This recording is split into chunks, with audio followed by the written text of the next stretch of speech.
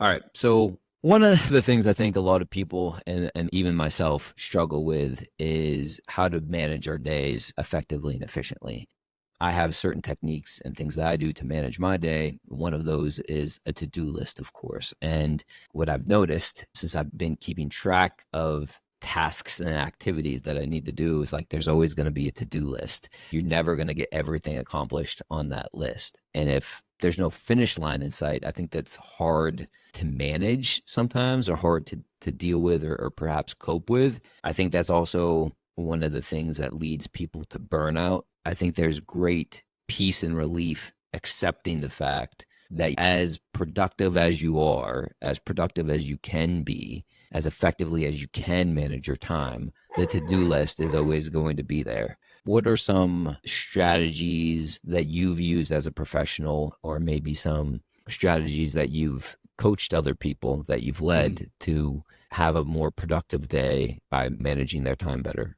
Yeah, I certainly picked up things along the way. It's funny, even as a graduate trainee joining a company there, one of the little tests they did was how you prioritize and how you sort of can do good time management. They're giving you a test where you have to sort of sort out a whole lot of letters and emails and everything else. So, but obviously, first of all, there's the classic quadrant with important, urgent, not important, not urgent, and where they go in that quadrant is really, really crucial. The twist on top of that is, there are things that are hard to do, things that are easy to do psychologically, which is what you're really referring to. Cheers you up if you can cross a few more off the list. So there is the ones that are quick and easy to do, so even if they're not important, not urgent, they're quick, it might psychologically make you feel a little bit better. I also think when you do it, for me, mornings is where I write the most complex, most creative, the toughest, hardest ones, the one which involves the most amount of thinking. So I also will even delay something by, if it's too late in the evening for me to do that thing, better to do it in the morning because that's when I'm better thinking. So it's a nuance on just take the list. Obviously, people would say do that quadrant, don't do anything that is not urgent and not important. I happen to have that psychological kind of, it cheers me up if I do it and it's gone. And also know when you are at your best. Yeah, I think there's a bunch of thoughts on this. I distinguish between being busy and being productive. You could be busy, but be being busy doing the wrong things. Productivity to me is being busy, but doing the right things, right? And then it becomes a matter of how are you prioritizing and executing on what needs to be executed on. I think the quadrant you're talking about is the Eisenhower matrix. And if Yeah. I'm saying that correct, we're going to put that up on the screen for people to see what that is. The other, what else? Oh, you get a dopamine hit when you Yeah, cross something off your list. So exactly. sometimes I do have my to-do list and I do mark things off. It does make me feel good, right? Even if something isn't on the list and I finish doing it, I'll write it down just so I can mark it off. Makes me Me feel too. good. Yeah, that's um, should have been on the list and now it's going on there. yeah, I did it. But I think there is obviously, you have to make sure you're doing the right things. I think once you have a clear understanding of what the right things are, I call them high value activities as well, right? And then we can maybe segue here into like delegating and outsourcing certain tasks. But at an organization, or you're working with a team of people, not everybody are going to have the same high value activities, right? I have certain strengths and weaknesses, and I have certain job responsibilities. So my high value activities are X, Y, and Z. And that would differ than Chris because he has his own strengths, weaknesses, and his own responsibilities. So it doesn't make sense for us to be focusing on the same tasks. We're not going to get very far together if we do that. But I think it's important for Chris to understand what his high value activities are, my high value activities are, and then make sure that we're not working on the same stuff or stepping on each other's toes if we happen to be working together, right? And I think that can lead to delegation and outsourcing. One of my recent revelations is I started a podcast and I actually recorded like 3 or 4 episodes last summer. So summer of 2023 or fall of 2023. But what I didn't realize is how much time, energy, and effort goes into, say, editing a podcast and publishing a podcast and setting up podcasts on the host and different podcasting platforms, etc. So when I finally did that for my first episode, it was very insightful for me. I learned a lot, which was good. I like that. But in order for me to continue to do the podcast and continue to do it the way in which I wanted to do it, I knew that from that experience, I couldn't do everything myself, right? So I distinguished what my high value activity was, is what I'm good at, and is having conversations, hopefully articulate, intelligent conversations that people like to listen to, but to be determined there. And then what I'm not good at is editing. What I'm not good at is creating or designing thumbnails. So how am I going to solve this problem? So I hired a couple virtual assistants to do the things that I'm not good at. I'm a subject matter expert of having interesting conversations with interesting people, I believe, and they're subject matter experts on the back end stuff, the editing, the publishing, the thumbnails, everything else that goes into creating the transcript for the podcast as well. But when it comes to delegation and outsourcing tasks and activities, or maybe delegating with a team of people, Chris, what's your thought process around those? Yes, quite a few things sort of going around in my mind in there, because old school times, there's a thing called Belbin. Belbin had team roles, and people, completer finishers were important, the ideas people who were supporting idea people, understanding that your team roles which is really connected to strength finders. Again, know yourself and what you're best at, and therefore how you can play the best role in that team. There's plenty of sports conversations we could talk about in terms of roles and where you're best placed. So strength finders, Belbin comes to mind. I think there is a difference between becoming a manager and a leader. I was delegating to people. I thought delegation was great because you think they can do it, and then you realize they didn't have the skill sets to do it, and they really needed a much more directive leadership style to go do this, and this, come back, and I'll tell you the next steps to do. And coaching and supporting leadership styles, which is something called situational leadership. But there's so many different sort of things that you can jump to when we're looking at it. I know me now. I've been around for a while. I know what I'm good at. I could tell myself off for saying I'm not a creative person. So, but maybe I am. But I know that it's better to find somebody who's creative. I know that I need to surround myself with people with different skill sets. I think that is a little point about being a good leader, is actually pulling together a team that's so good and work well together. You don't necessarily need to be good at anything apart from pulling a team together that can work together well. So I actually agree that a factor really of just knowing yourself, know what you're good at, and trying to get with other people that can complement and can get the creative process going and get completed and finished. But being a manager that tells people to do stuff, you've got to be cognizant of that. Yeah. So I imagine, like other people, I have the to-do list. I know I need to prioritize and execute. And I know the to-do list is always going to be there tomorrow. But sometimes I still find it challenging to be, this is the most important task, but it's also going to require the most amount of time, energy, effort, and focus. And it's going to kind of suck because of that. So sometimes those activities I know to be of the highest value, but they're often some of the activities that I put off, I procrastinate on. So do you have any thoughts around how some people might be able to overcome procrastination on, even if they recognize that they need to be doing the thing, but they're not doing the thing, and they just keep putting it off? How would you recommend people get past that hurdle? Yeah, I went from employed to self-employed, and I am doing lots of things because I need to pay the mortgage, and I have an overall imperative to never procrastinate, never put off any of those things, because I need this thing to be successful. And so then I think, well, how do you manufacture that kind of need? You're an employee, it's not your company. You're never going to really care as much as the person who owns it, much to their shocks, actually, that they can't get employees to think the same as them and behave the same without share ownership, at least. And so I think it's a case of thinking along those lines of compensations and mindsets and motivation factors, and getting to a scenario where you can create either yourself or your employees some way that they will be not putting it off because it's not for their good at all to do so. That could edge into being horrible. So I'm not doing that. But I know people who've recruiting salespeople, for example, and they want to hear that person has some expensive lifestyle that they need to support.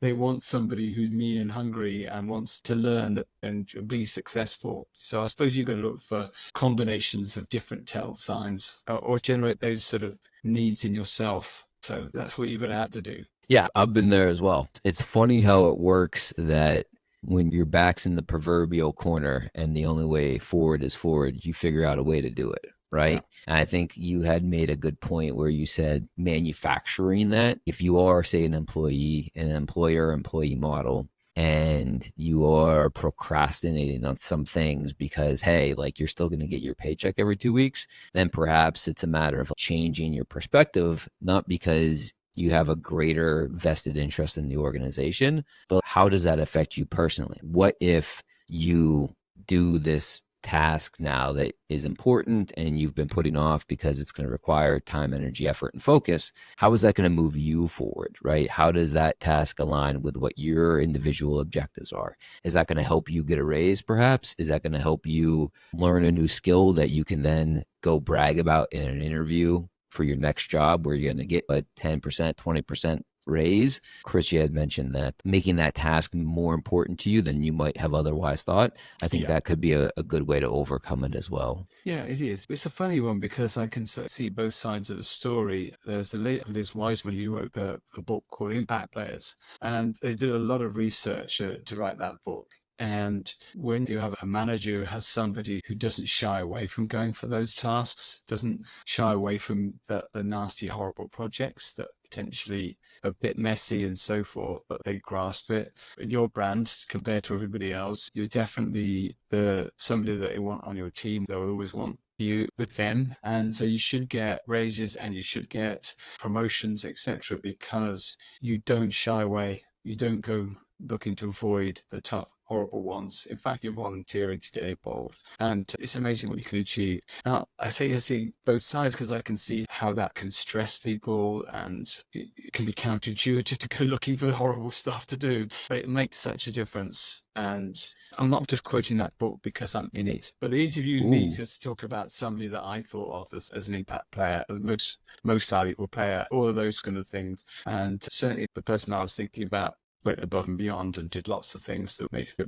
big difference to the organization. And I didn't forget them. Yeah, I think it's important to understand where you want to go in your career, right? And then you can volunteer for what you want to volunteer for. That's going to move you closer to where you Yeah. want to be, right? And then, part of volunteering for the stuff that say maybe other people won't volunteer for, or maybe you were even reluctant to do it yourself or reluctant to do the tasks and putting them off. It's like the skills you're going to develop along the way that's going to mold you into a better professional or Yeah. get you further faster. If you just sit on your hands and you just show up to work, and if you don't become a competent person in that role, if you don't build relationships, then you're just going to be doing that same role, making that same money for the rest of your career. There's a whole sort of different way of thinking about it, but we all know who A players and B players are. And, that's heading that way makes you an A player. Yeah. Question for you. We've had many conversations in the past and a few of these episodes so far. But one of the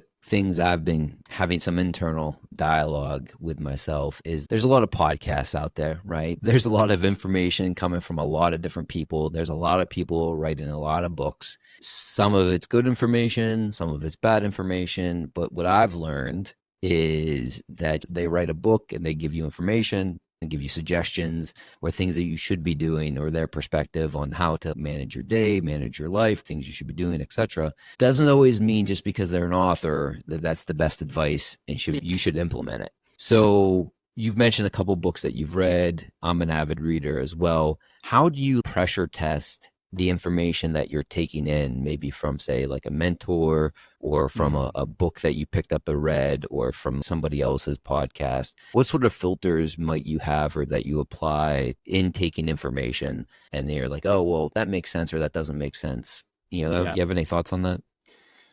A couple of things that jumped straight to mind is the chemistry degree. So I did science. So I was a little alarmed when I saw a lot of business books based upon dubious sample sets, dubious research, opinion based upon the 30 years they worked at General Motors or something, and where they might not have worked in lots of different places and tried different things out and seen things. So I definitely take recommendations I'm a part of an organization called Positive Momentum, and there's some very wise people, partners there. We have a reading list. These go on there with sort of enough people to critically reviewed it, or it's been around long enough and they've used it over and over again, and it's attached that. The reason why I mentioned was because I was part of her research. She has a big team, goes on for years. They're trying to find something out of the data they've got. And it feels a bit of recommendation podcast, but in the end, it's a messy world based upon people, which is a messy concept. They're not consistent. They can hold two completely opposing views at the same time.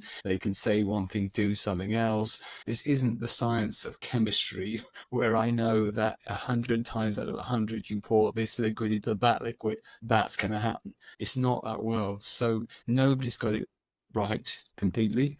But, at Positive Mental, we always talk about no-nonsense business expertise. We try to cut through the IP and the kind of gimmicks and everything else and try to get straight to it. And we also think that we should strive to make things better, but not make things the best. It's just going to be impossible. You try and get the perfect culture, the perfect leader, the perfect change management process. You just want to do it better. So I think anything you're reading is hopefully going to move you a bit further on, but it isn't going to make you, CEO of Apple suddenly.